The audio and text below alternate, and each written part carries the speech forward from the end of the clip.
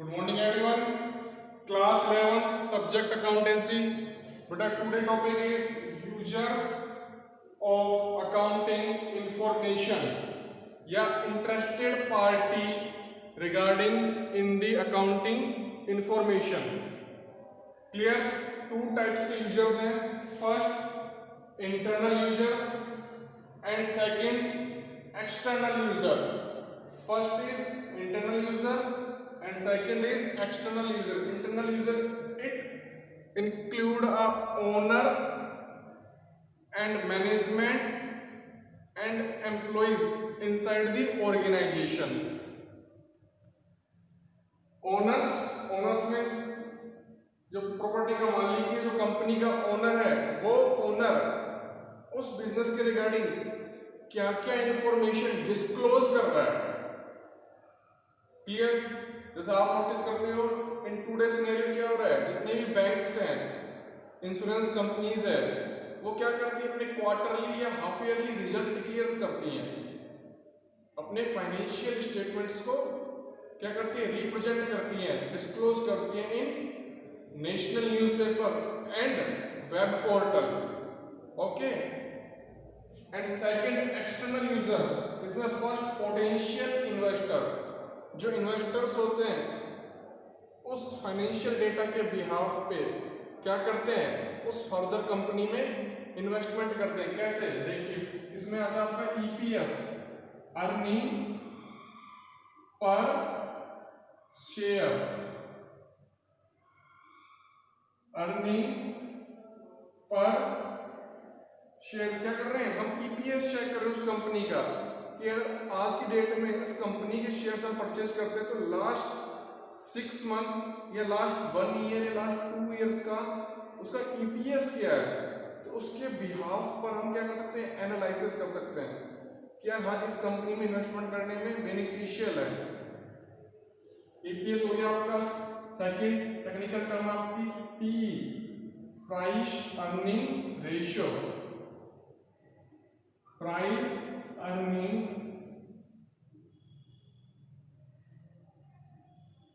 Ratio. आप देखते हो स्टॉक मार्केट में बेसिकली 2 है, NSC and BSc. National stock exchange, Nifty 50 means top 50 companies का कैलकुलेशन इंक्लूड होता है किसमें, नेशनल स्टॉक एक्सचेंज में. और निफ्टी क्या है, इज अ बैरोमीटर या थर्मामीटर. वो क्या करता है, उसके इंडेक्सेस को मेजरमेंट करता है.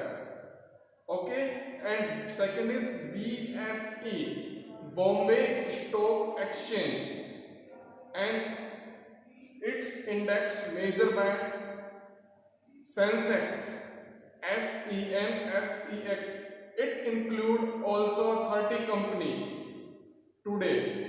जो टुडे की 30 कंपनीज की जो प्राइसिंग है, प्लस ईपीएस है, प्लस पीई है, price earning ratio, plus RSI relative share index, relative share index वो चेक करते हैं. इन पॉइंट ऑफ व्यू के बेसिस पर ही हम डिसीजन लेते हैं. कौन? पोटेंशियल इन्वेस्टर, जिनको उस कंपनी में फर्दर इन्वेस्ट करना है. Okay. And next supplier. Supplier कौन होते हैं, जो उस कंपनी को क्या करते हैं, माल सप्लाई करते हैं. मीन्स आपकी कंपनी है, आपको रॉ मटेरियल परचेज करना है. ओके. रॉ मटेरियल कहां से परचेज करोगे, सप्लायर से. वो क्या होंगे, आपके क्रेडिटर्स होंगे. वो क्रेडिटर्स लॉन्ग टर्म भी हो सकते हैं, शॉर्ट टर्म भी हो सकते हैं. वो आपके नेचर पर डिपेंड करेगा कि आप शॉर्ट टर्म परचेजिंग कर रहे हो या लॉन्ग टर्म परचेजिंग कर रहे हो. तो कभी कभी क्या होता है, सप्लायर्स भी उस कंपनी में फर्दर इन्वेस्ट करना चाह रहे हैं, इन्वेस्टर बनना चाह रहे हैं, शेयर होल्डर्स बनना चाह रहे हैं. ओके. And next banker. क्या होता है, जो बैंक्स हैं वो भी क्या करते हैं, कंपनीज के शेयर्स को विड्रॉल करते हैं. कंपनीज के शेयर्स को विड्रॉल करते हैं और क्या करते हैं, उसमें मेंबरशिप जनरेट करते हैं, सेल्फ को शेयर होल्डर बनाते हैं, जिससे क्या हो, एजीएम में पार्टिसिपेट कर सके. Annual journal meeting, AGM, AGM, annual journal meeting. Okay. Next under writers. Suppose कीजिए एबीसी लिमिटेड कंपनी है, 1 लाख शेयर्स इशू किए हैं. क्लियर. उसने 1 लाख शेयर्स इशू करने के लिए अंडर राइटर को अपॉइंट कर दिया. क्लियर. अंडर राइटर ने 50,000 शेयर्स सब्सक्राइब करवाए by the public. Under writer ने 50,000 शेयर्स सब्सक्राइब करवाए बाय द पब्लिक. एग्जांपल लेते हैं. Ramesh is under writer. Ramesh कौन है? Under writer. ओके. उसने रेस्पॉन्सिबिलिटी ली कि 1 लाख शेयर्स को क्या करेगा? वो सब्सक्राइब कराएगा. Subscribe in public.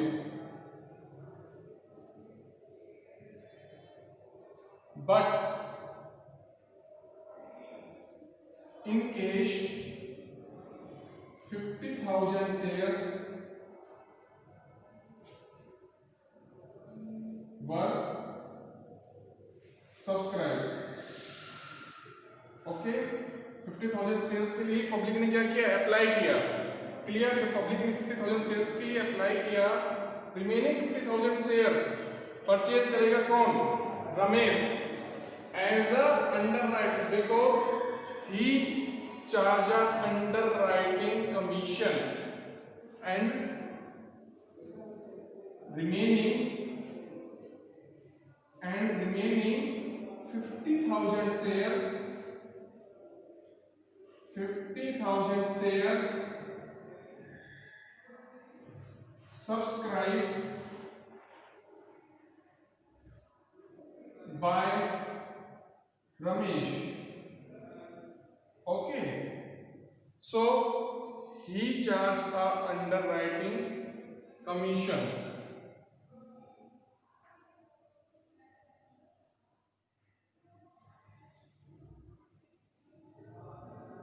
Underwriting commission. तो क्या होगा? एक तरीके से हम क्या बोल सकते हैं इसको? ब्रोकर. एज ए ब्रोकर वो क्या कर रहा है? वर्क कर रहा है. अगर टोटल शेयर सब्सक्राइब नहीं होते हैं तो रिमेनिंग शेयर्स को सब्सक्राइब कौन करेगा? रमेश. ओके. तो ये भी कहोगे external user. Next employees. Outside employee जितने भी हैं, सपोज कीजिए रिलायंस लिमिटेड है, रिलायंस इंडस्ट्रीज है, उन्होंने शेयर्स को क्या किया? इशू किया bye the way of IPO initial public offering and bye the way of FPO further public offering. Clear. अब जो उनके एम्प्लॉइज हैं वो शेयर्स को परचेज करना चाह रहे हैं. उनके एम्प्लॉइज या किसी अदर कंपनीज के एम्प्लॉइज या एनी पर्सन परचेज करना चाह रहा है, तो वो भी क्या हो गया? एक्सटर्नल यूजर हो गया. वो क्या करेगा? सारे क्राइटेरिया 1 बाय 1 चेकआउट करेगा. EPS, earning per share, price earning ratio, relative share index check out करेगा and then he invest in that company. Okay. Next tax authorities. इसमें GST, goods and service tax and income tax. Basically today scenario में क्या 2 types के taxes हैं. GST में total taxes cover कर लिए हैं. सेल्स टैक्स, वेट टैक्स और इनकम टैक्स तो आपको क्लियर है. And next government and their agencies. जो गवर्नमेंट है प्लस उसकी जो सब्सिडरीज कंपनी है, सिस्टर कंसर्न है, वो भी क्या करती है? Time to time according to situation and according to market scenario वो क्या करती है?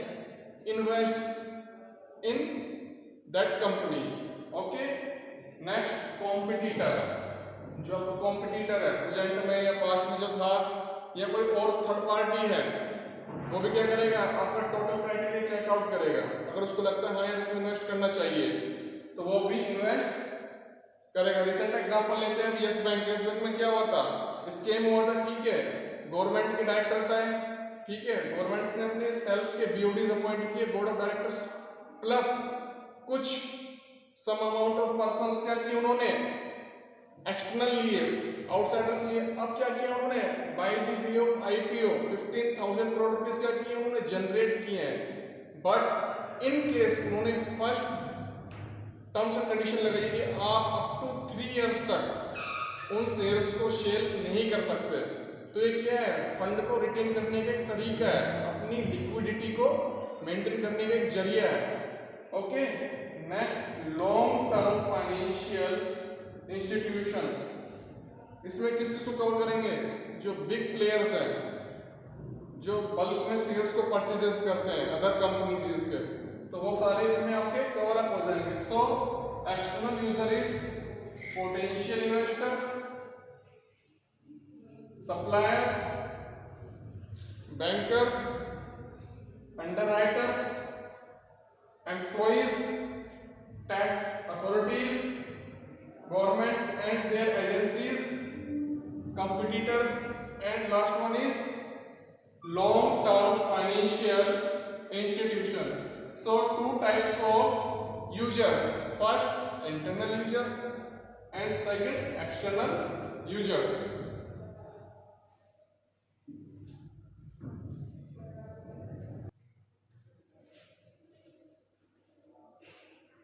Next topic, advantage or uses of accounting.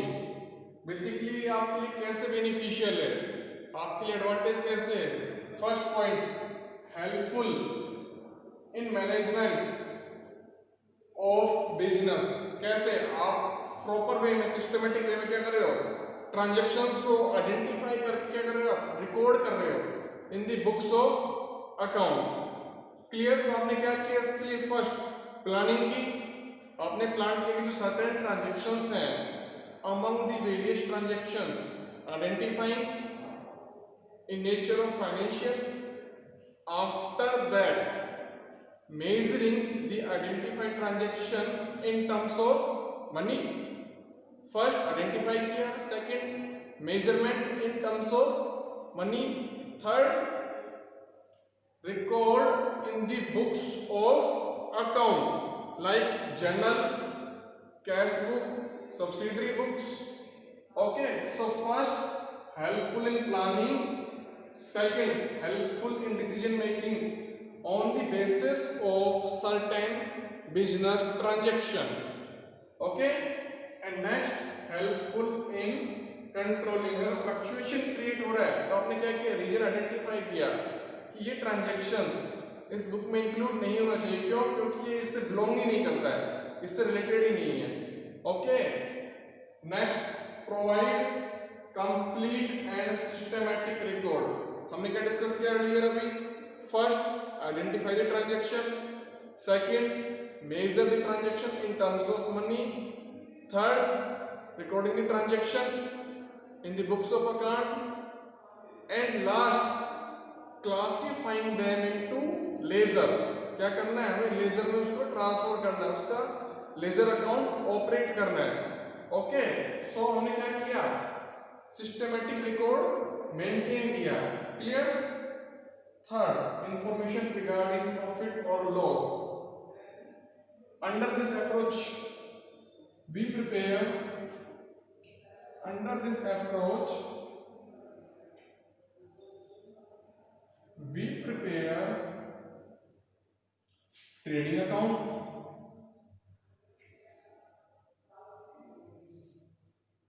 profit and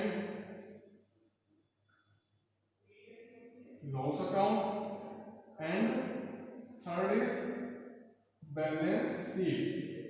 Okay, all these statements prepare at the end of financial year.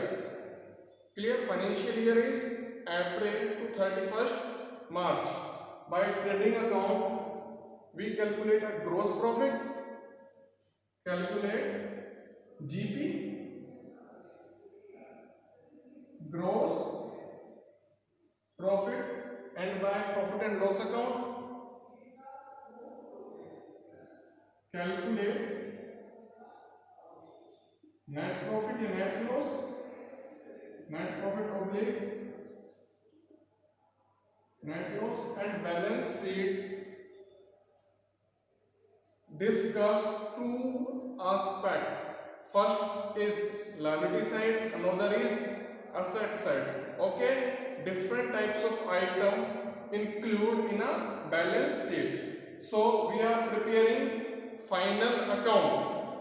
It include trading, P&L and balance sheet. Clear? So for information regarding financial position, all these accounts disclose a financial position at the end of financial year, and after that any investor invest in this company by the way of checking EPS, P and RSI. EPS earning per share, P price earning ratio and RSI relative share index. Okay, next, helpful in assessment of tax liability.